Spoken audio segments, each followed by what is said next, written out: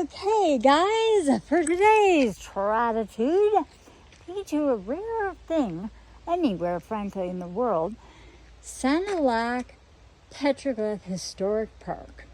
And we'll start walking. What's really interesting about this park is that it is literally in the middle of nowhere. I believe it's like the thumb coast of Michigan. Who knew? It's the largest gathering of petroglyphs in the state of Michigan. And seeing as I have seen petroglyphs nowhere else but Lava Beds National Monument, I've seen markings for them, but they won't tell you where the petroglyphs are because people regularly violate them, which is really sad. So this is a nature trail that has, raccoons and all the frogs and the things that are Michigandering and Michiganian.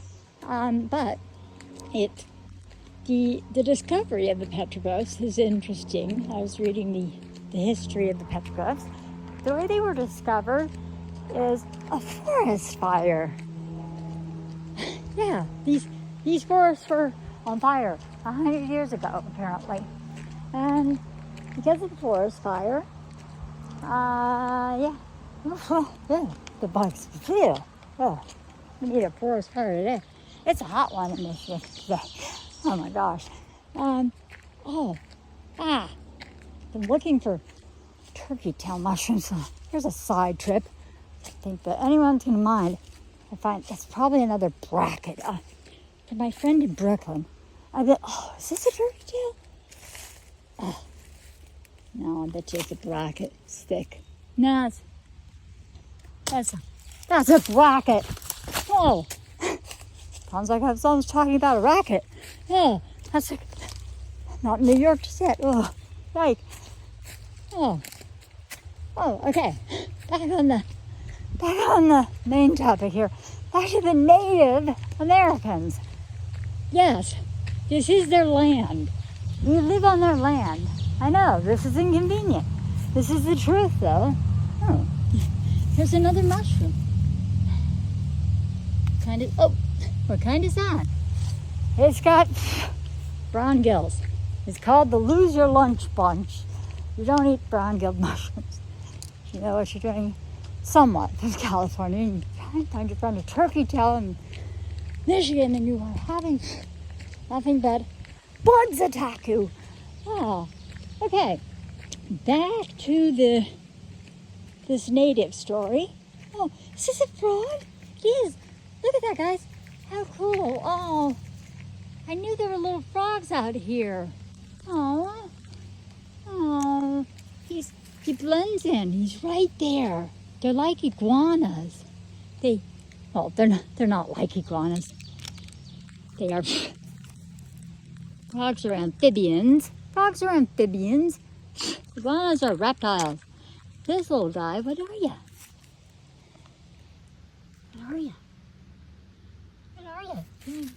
Oh, he's a little jumper. Oh,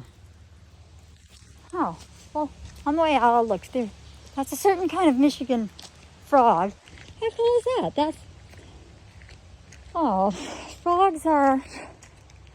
What are frogs emblematic of? Kind of transformation in the native culture, which is very cool. So anyway, this is their if we can see the petroglyphs, because the park's only open certain days for tours, and I don't know if they're going to be blocked off from us or not, but it didn't look like it on the trail map. That it looks like you could go in, that you could get a tour. And this is what I found to be very interesting about this park, that was discovered, petroglyphs were discovered 100 years ago from the forest fire. Clearly the natives have been removed to Oklahoma. They weren't here to do anything about it. So the state of Michigan, which it notes, bought the property back and donated it to the preservation. And these are looking, wow, that looks like a little mini hot tub. Oh, let's see, Sanilac Petroglyph Park geology.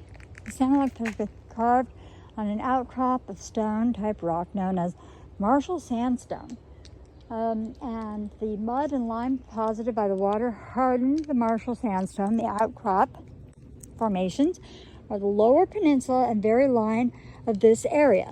Okay, so that's it. Private property. So you want probably on the private properties more stuff. Oh, 1,200 glacial lakes covering the glacial areas. So we're near the Cass River. There we are. Glaciers disappeared. Headwaters. I was waiting to see what tribes were here. Okay. Okay. Well, it doesn't say. It just says the tribes of the Great Lakes. And so if this park was here and it burned down in a fire, it's probably, I don't think multiple tribes came to the same place to do petroglyph carving. I think that it would probably be whatever tribe was here. Okay, I see it. Oh, well, good for them. They're preserving it. It is blocked off. It's locked off. But we'll take a peek inside and just see. Yeah, on one of the days when it's open, because apparently not enough people come to keep it open all the time, which is sort of sad.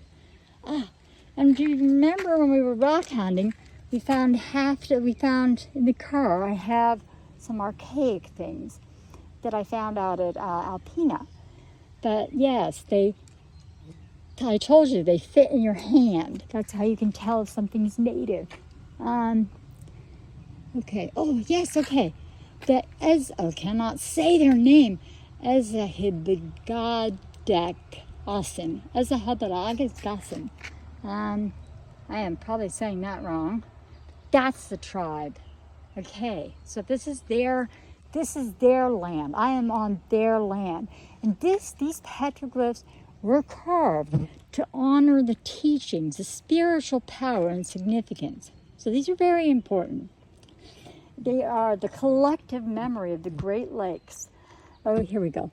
Anishinabek, original ancestors. The Anishinabek Aboriginal territory, that's interesting. Certain areas were used for ceremonies. These areas were sought out as their spiritual power and significance. You do feel a very good vibe here, I gotta say. Ceremonies and teachings were conducted in these sites, and many ceremonies still exist today. Good for them. Petroglyph sites contain valuable lessons, and they lend a particular spiritual reference because they directly reflect upon the Anishinaabe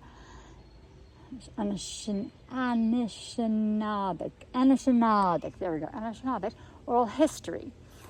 They are said to contain very important information, such as creation and prophecy stories. These stories are of particular importance because they have been handed down from one generation to the next, and that is back to this whole thing of the collective unconscious. The caterpillar. The caterpillar that will become a butterfly one day. But here we go. Here are these sacred, beautiful objects in here, and I'm guessing I'll take you around to what we can see, and I'll zoom in through what I can do. This is beautiful. They're working together. Look at this. Is a massive site. My goodness. Can I squeeze this and not drop? Oh my gosh. I'm not going to be able to do that. Let's see if we can go into this way. Can we sneak in there? Okay, these are the petroglyphs. Wow. You could see how they could just be confused with like a rock. But they're not. This is amazing. So these are probably actually out here. If the rock started there, these extend out. And that's why you found like archaic things here. The archaic, the arrowheads, because there were people here that were hunters-gatherers. And I understand this area, what would happen with the natives in the east here is they would summer in the warmer climates and, not summer, they would winter they would probably winter here, not in such a cold spot, or vice versa. Anyway, they were sort of like other tribes, like Jewish tribes of people that went from New York to Florida. They were like snowbirds. They had their own traveling thing. These people were here before all of us people. As they natives, second X is a Native American, so it's a pretty known thing, that, the saying is our people were here to greet Jew people and they came over on the ship. So yeah, ship, P. Okay. So, yeah, that's just like a jungle. It's a jungle in there. So, I'm not going to take you on a further hike through the jungle because it's very buggy. But I am glad that we got to see these petroglyphs, this beautiful reminder that this is sacred land. We're on a sacred space, and you can feel it. There's dragonflies. We saw the wondrous frog. These little spirit reminders. And in the native teachings, animals are not sent, but we have totems. We have 7 directions that we are born with. If you subscribe to the native channel, and if you believe in that, which I do, because I was born on the Miwoks in California. So you were born on someone else's land if you were born in America. You were born on some native tribe. So I do subscribe to the 7 directions, and I know what mine are. A couple of them tattooed on my hand. But yeah. So the other thing is, you see certain animals that they speak to you, like we saw a frog. I'll have to look up the meaning of what a frog is spiritually to the Native Americans. Well, to someone who subscribes to feeling the vibe. Yeah. But the animals have, they have significance. And so lately I've been seeing tons and tons of little rabbits, which could mean fear, but could also mean facing fear. To me, when I see rabbits, I think of Gigi and the Velveteen Rabbit, like her little spirit's still with me. And that's a story about love. It's a story about a little stuffed animal that made, a boy happy for a time till the boy got sick, and then the rabbit was so loved, and then the boy was sick, and the rabbit was supposed to be tossed into a fire. It wasn't. The rabbit got away. Happy ending in that Velveteen story. It was a story about getting real, and that story was that real is not how we are made. It is something which we become. And so in coming to Michigan, getting in touch with my origins, my Willet's grandpa, who's almost non-existent if you were to believe my father. And I do have one memory of Grandma Post, which she was a staunch old lady. But yeah, I do. It wasn't pleasant, but she did apparently have it wasn't unpleasant, it was just, she was staunch. And it was that she had struggled for many years, and she had apparently, if your first husband dies and you're 39 years old, as Maud Willits was when she became Maud Post, when you are 39 and you have 5 children, you're going to need some help. And apparently she married a man from Batavia, New York, in the house to help her out eventually. But that meant my grandpa, at a young age, when his father died. His father died when he would have been 12. He died of a heart attack, just a sudden heart attack. And my grandpa knew what poverty was, because Grandma Post did not know how to take care of, business as far as money. How do you learn something you don't know? The dude's doing it. She got taken advantage of and lost a lot of it. And so my grandpa, Bill, knew poverty, and he was the eldest, and he had younger sisters. I'd have one older sister, but he had all sisters. He had a lot of female energy around him. And But then when, grandma post-remarries, yeah, the ancestral land it's hard, you had to have a step brother, I believe, George. I think his step brother was George. But yeah, it's hard. So we all have our origin stories, and you come from a mother, you come from a father. My mother's history is not a mystery, apparently. My mother's adopted, so for the longest time, she felt like she needed to find her mother. She finds her mother, doesn't connect with her mother. Okay, she finds out her mother was raped. Oh, and she's a product of rape. So what does my mother do? My mother bonds with the rapist's wife. In other words, my mother, yes, I am talking about my dysfunctional family. Yes, my origins are really screwy. But yeah, I knew it when I was in, where was I? I was in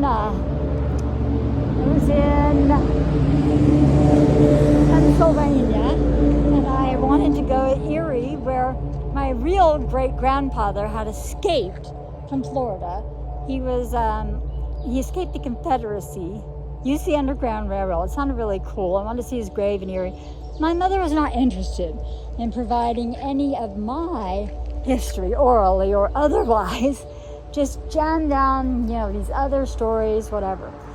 And it's my mother's right to bond with whoever she wants. I mean, she can deny that her mother says that she was raped. Maybe it was consensual. Who knows what the hell was that? But she didn't particularly like her sisters or whatever. She liked one brother. She just tossed them all away. Okay. And then in comes Jeannie McSomething. In other words, the guy who raped my grandmother, I guess it would be. Yeah, for real. Yeah, genetically. Weird. And then my mother never wanted to introduce me to Jeannie.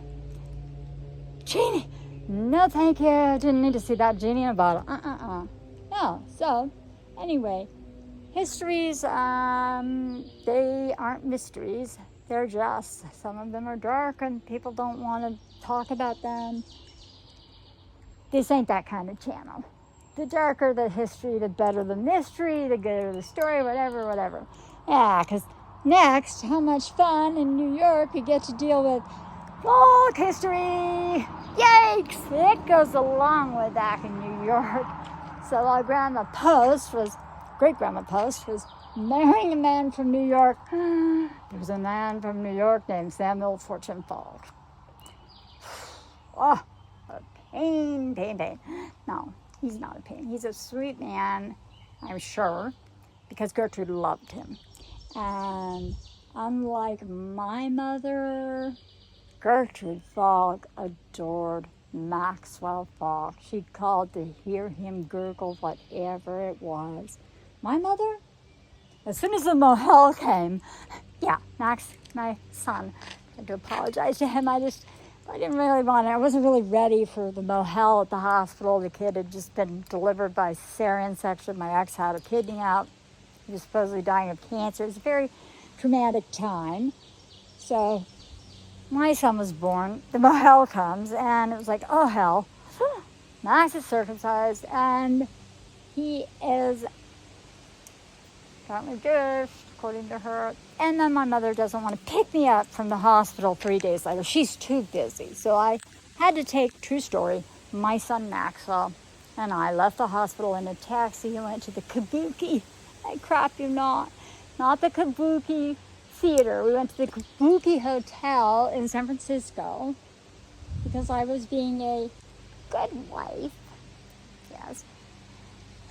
Taking care of sick Michael Falk, who was using all this junk to transfer money and power, because that was why Gertrude loved someone so much and trusts someone so young as myself, because I took care of her son and had nothing to gain. So, yes.